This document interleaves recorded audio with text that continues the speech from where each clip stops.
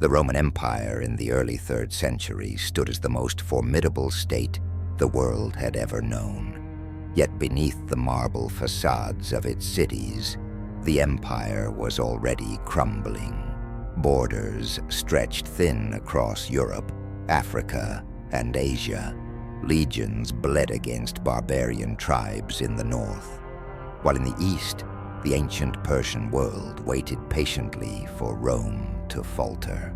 The treasury groaned under the weight of endless wars, while the people whispered of omens that foretold decline. The facade of eternal Rome still glittered, but the foundations were cracking. It was in this fragile world that a boy from the Syrian desert would ascend to power, and in doing so, expose every hidden fault line of the empire. The dynasty that ruled Rome at this moment was the Severan house, founded not by a Roman aristocrat, but by a provincial outsider. Septimius Severus, an African from Leptis Magna, a man of iron and ambition, he had clawed his way to the purple through military strength, not noble birth. When he married Julia Domna, a woman from the Syrian city of Emesa, he brought into Rome's heart a foreign nobility unlike any before. With Julia came her sister, nieces, and their children, an entire Syrian clan, shrewd, ambitious, and unafraid to seize influence in a patriarchal empire. Rome had never seen women like these. Julia Domna herself became a political strategist, a philosopher queen who sat among the Senate's debates. Her nieces, Julia Soemias, Julia Mamaia, and their formidable mother, Julia Maesa, would wield power as only the shadows behind the throne can. They learned early that dynasties are fragile, emperors mortal, but bloodlines eternal. And into their care was born Marcus Aurelius Antoninus Augustus, the boy who history would call Elagabalus. But before he was an emperor, he was a priest.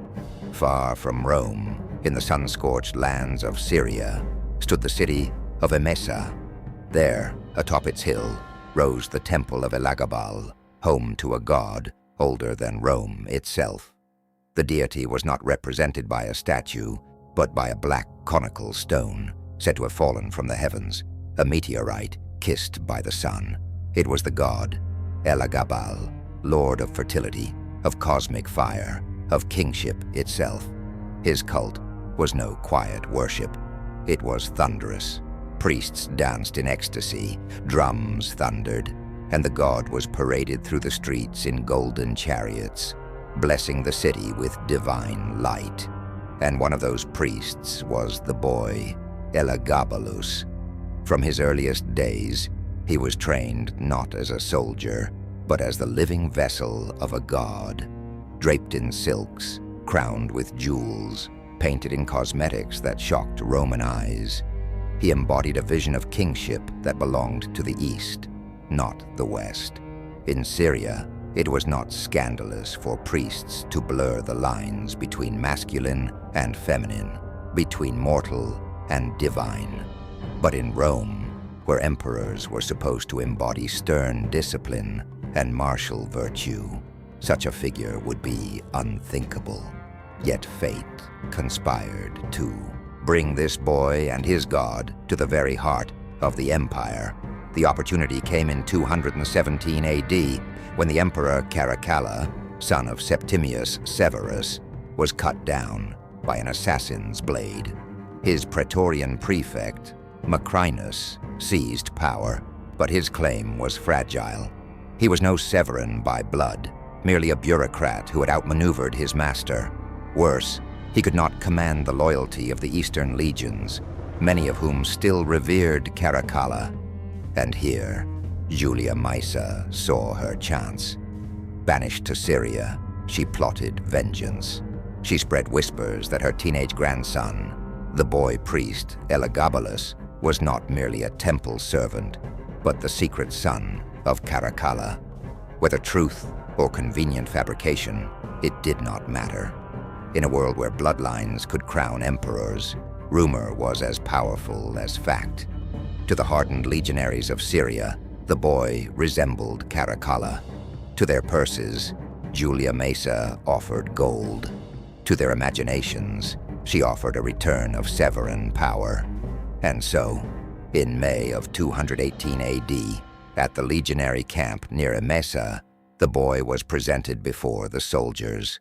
Dressed not in armor but in imperial purple, he stood as both priest and emperor. The legions shouted their acclamation, Ave Imperator! In that instant, Rome's fate shifted. Macrinus, caught off guard, scrambled to respond, but the rebellion spread like wildfire. Julia Maesa's gold flowed into the hands of officers. Proclamations of loyalty spread across the provinces. Within weeks, Macrinus's troops were crushed at Antioch, and he himself was hunted down and executed. At just 14 years old, Elagabalus became emperor of the Roman Empire, but Rome did not yet know what kind of ruler it had inherited. For while his grandmother and mother believed they had elevated a puppet they could control, Elagabalus would prove far more than a figurehead. He was not content merely to sit on the throne. He would drag the empire itself into the rituals of his god. Rome had gained a boy emperor, but it would soon find itself ruled by a priest. The stage was set. The Black Stone of Emesa was on its way to the Eternal City, and with it would come a storm that would shake Rome to its very core. The air in the Syrian camp at Emesa trembled with shouts of allegiance. When the legionaries lifted the boy priest upon their shields in May of 218 AD, the fate of Rome was sealed. The claim that Elagabalus was Caracalla's son, whispered by Julia Maesa, had worked. The legions hungered for Severan blood, and they saw it in the boy's face. Yet even as the soldiers hailed him Imperator, the truth was plain. Real power lay in the hands of his grandmother. Julia Maesa, veiled in Syrian silks but sharper than any general, promised the soldiers donatives, doubled pay, and the restoration of Severan glory. Gold clinked, swords were raised, and oaths sworn. The rebellion was born not in marble halls, but in the desert dust, bought with coin and carried on rumor.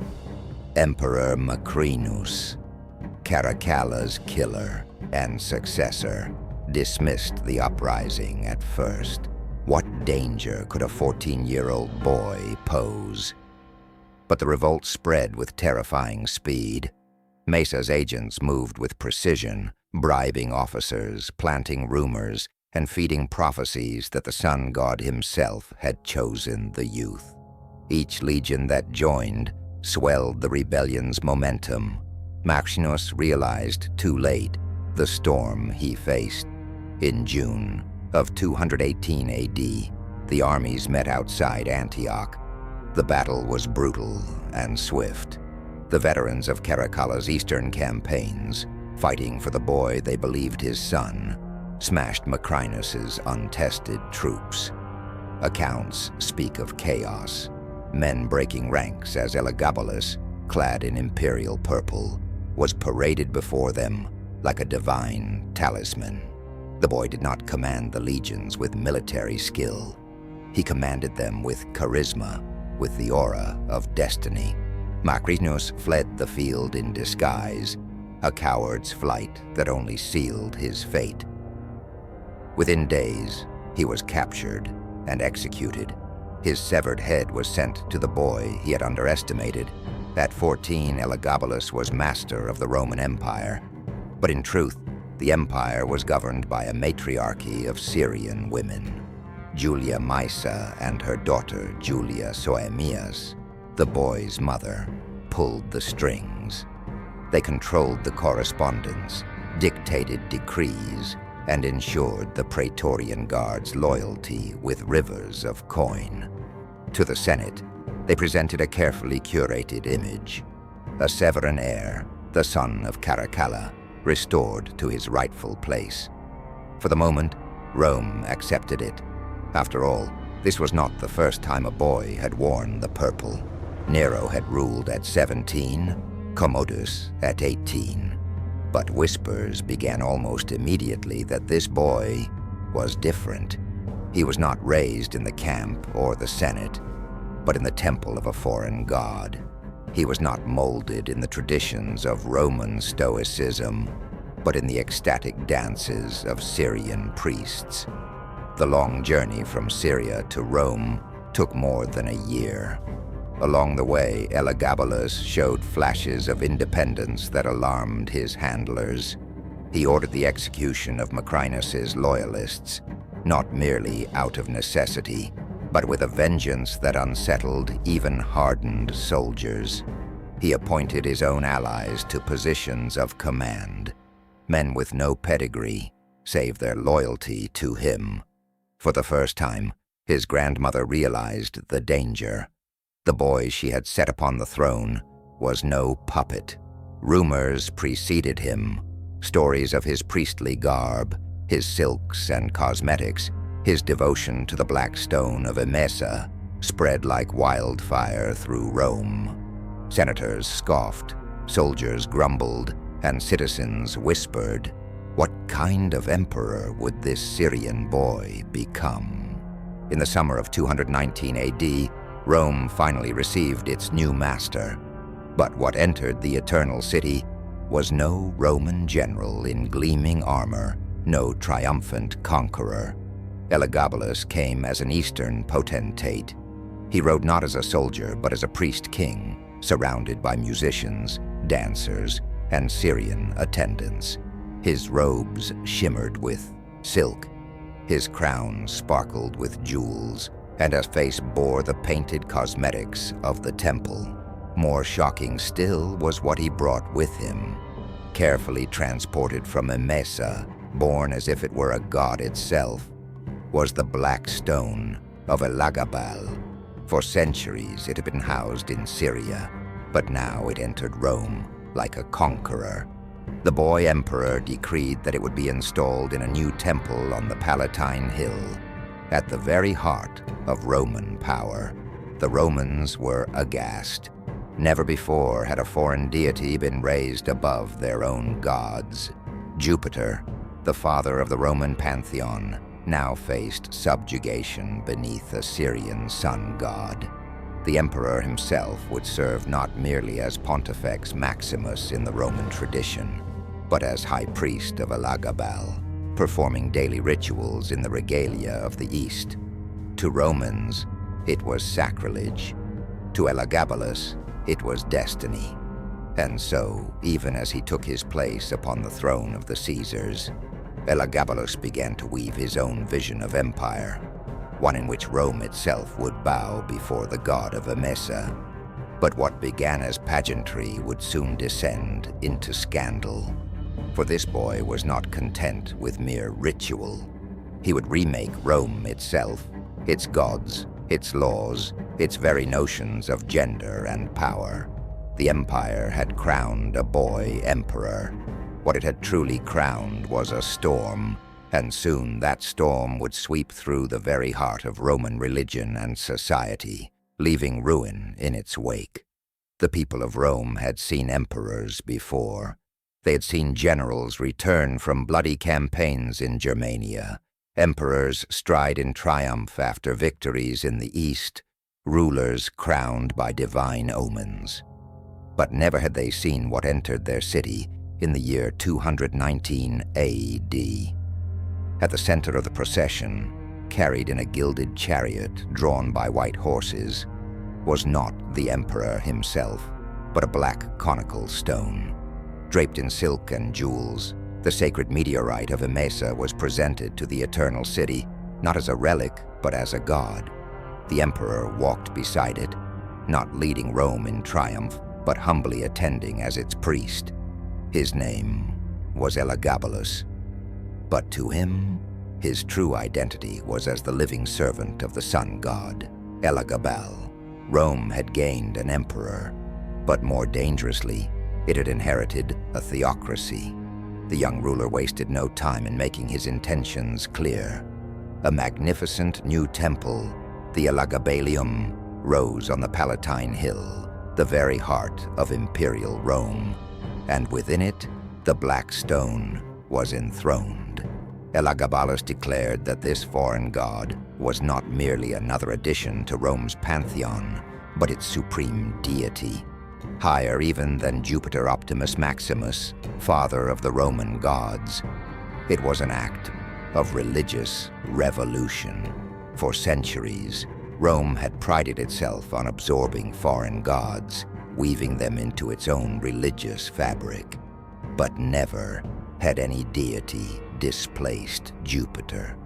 Now, under the command of a 14-year-old Syrian priest, the gods of Rome themselves were demoted. Daily the emperor appeared in the regalia of a high priest, robes of silk, jeweled crowns, and cosmetics that glittered beneath the sun. He danced in ecstatic processions, his body swaying with the music of drums and flutes. Senators were forced to attend, standing stiff and mortified as their emperor sang and danced before the sacred stone. Priests of traditional Roman cults were humiliated, made to accompany the Syrian rituals as though their gods were mere attendants to Elagabal. For the citizens of Rome, these ceremonies were bewildering and exhausting. Processions wound through the streets for hours, priests in foreign garb chanting in tongues that few Romans understood. Animals were sacrificed in numbers that stained the altars with rivers of blood, while incense choked the air in clouds so thick it stung the eyes. The emperor himself poured libations, sprinkled perfumes, and even danced with a grace that to Roman eyes seemed effeminate, scandalous. But most disturbing of all was the sexual and gender fluidity bound into the worship of Elagabal. In Syria, such practices were ancient, tied to fertility and cosmic union. But in Rome, where gender roles were rigid and emperors expected to embody martial masculinity, they were seen as a direct assault on tradition. Elagabalus embraced these roles with abandon. He appeared at ceremonies in women's clothing, veils draped across his face, his lips painted, his hair perfumed. He demanded to be addressed not as emperor, but sometimes as empress, not as lord, but as lady.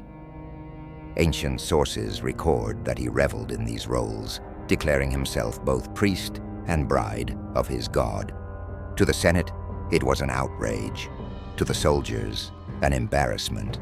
To the Roman people, a humiliation. But to Elagabalus, it was devotion. He decreed that the gods of Rome were to attend Elagabal.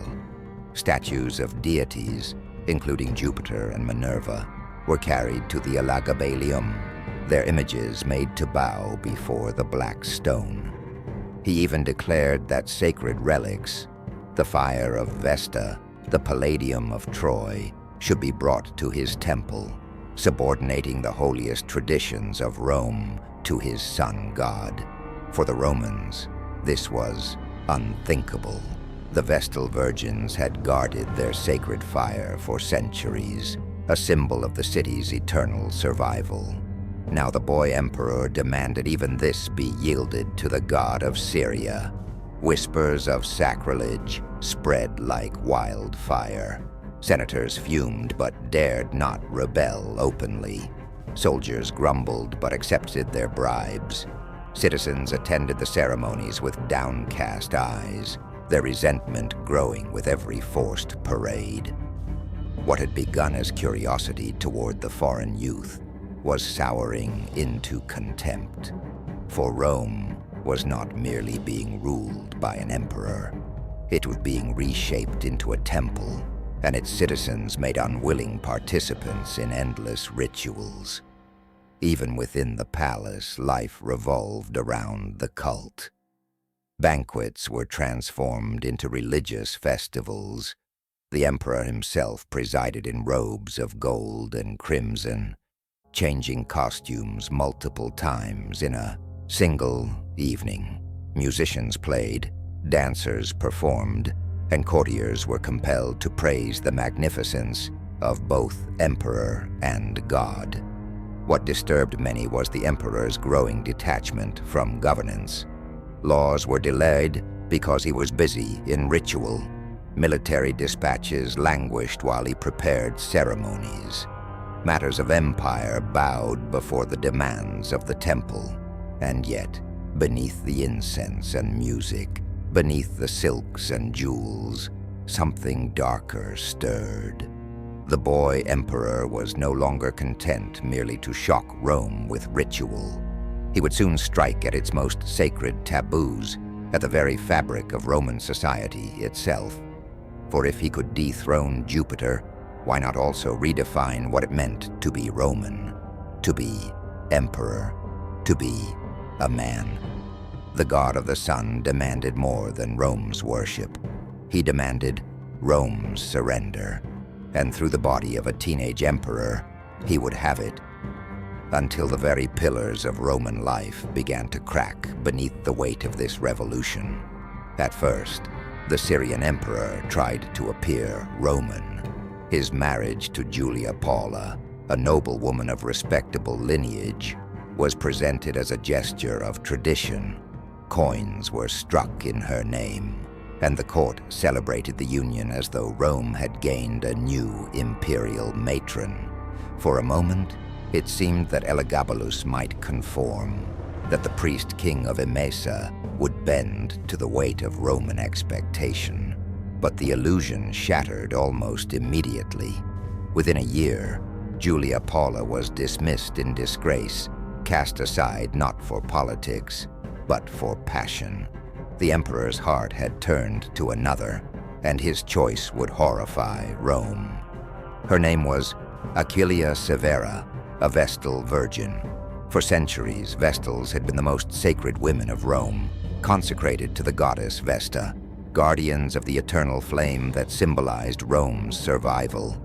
Their vow of chastity was absolute. To break it was not merely sin, but sacrilege. A Vestal who violated her oath was buried alive, sealed in a tomb beneath the earth, her shame hidden forever. Yet Elagabalus did not seduce Aquilia in secret. He married her, parading her through the streets as his bride. In his eyes, it was divine union. The high priest of the sun god joined with the priestess of Rome's eternal flame. It was cosmic marriage, binding heaven and earth. But to the Romans, it was desecration. Priests fumed, senators muttered, and the people whispered that Rome itself was endangered by such blasphemy. The scandal might have destroyed another emperor, but Elagabalus was only beginning, for the boy priest did not confine his desires to women. Ancient historians record, with equal parts shock and fascination, his passion for men. One lover was Hierocles, a charioteer from the circus. Another, the athlete Hierocles, was paraded as though he were the emperor's husband. Most notorious of all was Zoticus, a muscular athlete from Smyrna, whom Elagabalus married in a full public ceremony, with himself in the role of bride. These were not whispered liaisons hidden in shadowed corridors. They were public unions, enacted with all the pomp of imperial marriage. The emperor wore the bridal veil, the wedding garland, and declared himself the submissive partner. Roman sources record, often with disgust, that he begged to be called empress and lady, delighting in the inversion of roles.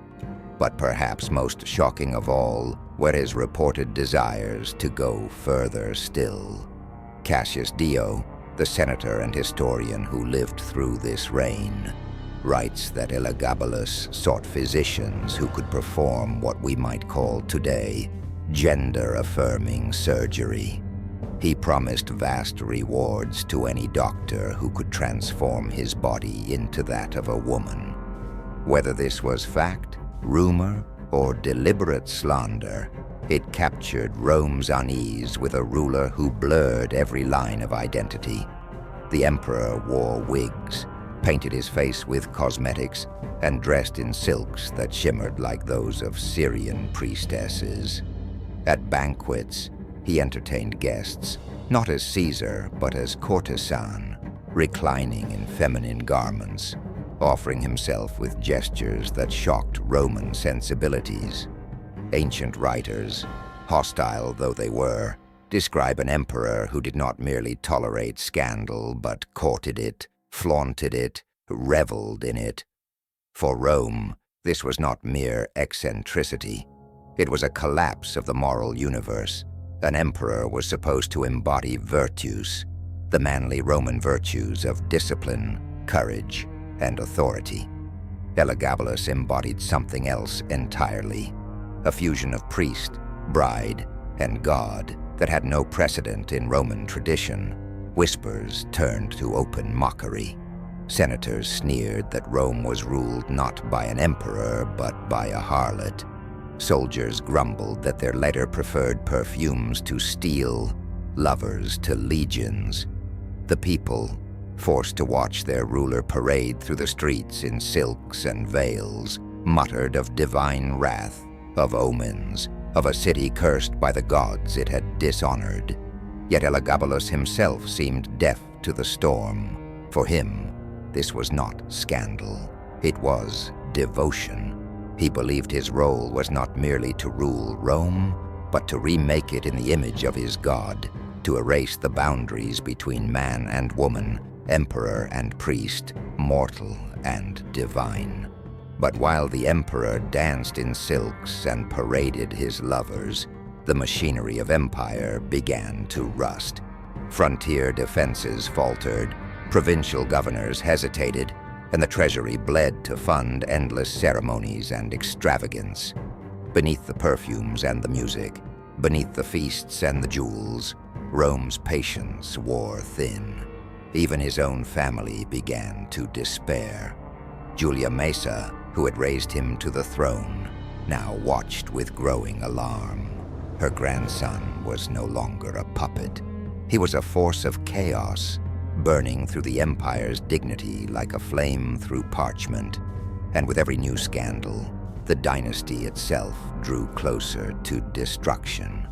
Rome had tolerated extravagance before. It had endured Nero's theatrics, Caligula's cruelties. But Elagabalus had gone further. He had dared to redefine what it meant to be Roman, what it meant to be emperor, what it meant even to be man or woman. The city seethed, the army muttered, and in the shadows of the palace, whispers of conspiracy began to take shape. For while Elagabalus believed himself untouchable, chosen by the sun god to rule forever, others were already preparing his downfall. The silks and perfumes of the emperor's court masked the scent of blood that was soon to flow. By the winter of 221 to 222 AD, Rome was a city on edge. The empire's frontiers bled, the treasury groaned, and the Senate seethed in humiliation. Yet the emperor seemed oblivious, lost in the rituals of his god, in feasts and lovers, in dreams of remaking Rome itself. But power is never eternal, even for Caesars, and in the shadow of the palace, betrayal was already being forged. The first cracks appeared within the very family that had raised him to power. Julia Maesa, the formidable matriarch who had orchestrated his rise, now recognized that her grandson was not a savior of the dynasty, but its destroyer. Every ritual, every scandal, every whisper of sacrilege threatened to undo the Severan house entirely. Rome's patience had limits, and Elagabalus was pressing them all. So Maesa made her choice. She turned her gaze to another grandson, Severus Alexander, cousin to Elagabalus. Younger, malleable, and crucially untouched by the religious and sexual controversies that engulfed his cousin, Alexander was a perfect replacement. To the legions, he could be sold as a Severan heir. To the Senate, as a return to Roman dignity. To the people, as relief from outrage. The conspiracy grew in silence. Senators whispered in corridors. Commanders of the Praetorian Guard, once bribed into loyalty by Elagabalus's extravagance, now listened to Maesa's offers. They had grown weary of a master who disdained their traditions, who dressed as a woman, who elevated unqualified favorites to command. Even those who had profited from his reign began to question how long his gold could hold their loyalty. By early 222 AD, the plot was in motion. The Praetorians would declare for Alexander. When Elagabalus attempted to suppress them, they would strike. The stage was set for a betrayal, more intimate than any foreign invasion. A murder carried out by the very guards sworn to protect the emperor. On the morning of March 11th, Elagabalus and his mother, Julia Soemias, entered the Praetorian camp. He came dressed not for war, but for ceremony, unaware that the soldiers he trusted had already shifted allegiance. By his side walked young Alexander, the rival he did not yet see as a threat. When the emperor tried to address his guards, silence answered. Then came the shouts, not for him, but for Alexander. The Praetorians had chosen their new master. Panic seized the teenage emperor. He fled, clinging to his mother as the soldiers advanced.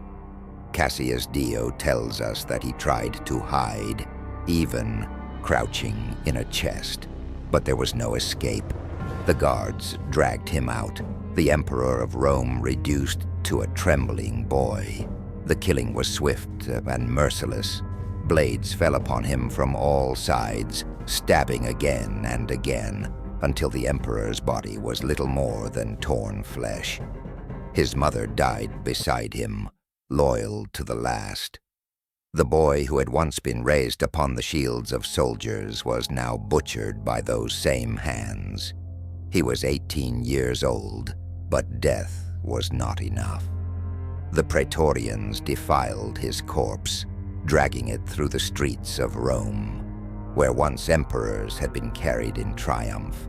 Elagabalus's body was hauled like that of a criminal, stripped of dignity, spat upon by the crowds who had once hailed him. At last, his remains were cast into the Tiber River, denied the funeral pyres and mausoleums of his predecessors. Rome had not merely killed its emperor, it had erased him. The Senate decreed a damnatio memoriae, the condemnation of memory. His statues were smashed, his inscriptions chiseled away, his name erased from records. The Black Stone of Emesa was sent back to Syria, the temples of Elagabal rededicated to Roman gods. All the rituals, all the scandals, all the shocking innovations were undone in a matter of weeks. In his place, Severus Alexander was elevated, a boy emperor, more pliant, more acceptable, more Roman. The dynasty survived, but only because Julia Maesa had sacrificed her own grandson to preserve it. And so, Elagabalus became a ghost, not a martyr, not a hero, but a cautionary tale. Ancient historians painted him as a monster of depravity, a corrupter of Rome, a symbol of the dangers of Eastern luxury and effeminacy. They catalogued his lovers, his dresses, his scandals, not as curiosities, but as accusations. Yet modern eyes see more than scandal. Beneath the venom of Roman sources lies a more complex figure, a teenager, thrust onto the throne of the world's greatest empire, bearing the weight of a god's cult and the expectations of a ruthless family. A boy who sought to live authentically, in dress, in love, in devotion, in a society that could not and would not accept him. Was he a tyrant, a decadent destroyer of Roman values? Or was he, as some scholars now suggest, the first transgender ruler in recorded history, a figure whose identity was misunderstood, slandered, and condemned by a hostile world? History offers no easy answer.